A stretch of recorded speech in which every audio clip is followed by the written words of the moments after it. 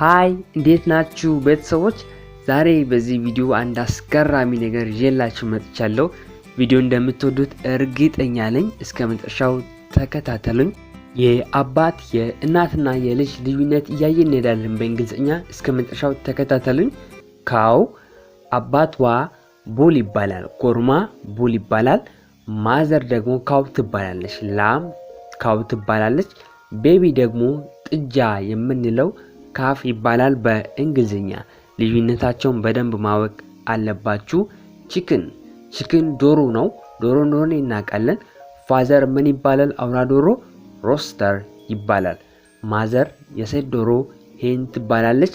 ቤቢ ደግሞ ቺክ ይባላል፣ ጫጩት ቺክ ይባላል ማለት ነው። ሮስተር አውራ ዶሮ፣ ሄን ሴት ዶሮ፣ ቺክ ደግሞ ጫጩት ማለት ነው።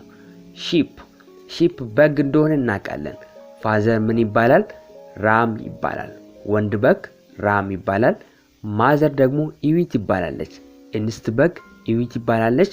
ቤቢ ላም ይባላል፣ ጠቦት ላም ይባላል ማለት ነው። ደግሞ እዚህ ጋር አንድ አስገራሚ አለ።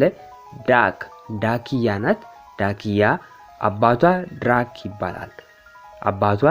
ይባላል። ወንድ ዳክዬ ድራክ ይባላል። ማዘር ደግሞ ዳክ ትባላለች።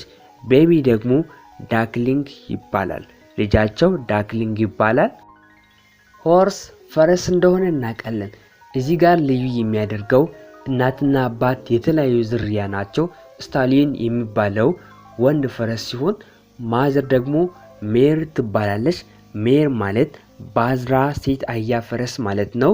ቤቢ ደግሞ ፎል ይባላል፣ ውርንጭላ ፎል ይባላል። ጉስ በአማርኛ ዚ ሲሆን ወንድ ዚ ጋንደር ይባላል። ሴት ዚ ደግሞ ጉስ ትባላለች። ልጃቸው ደግሞ ጉስሊንግ ይባላል ማለት ነው። የሁለቱ ልጅ ጉስሊንግ ይባላል።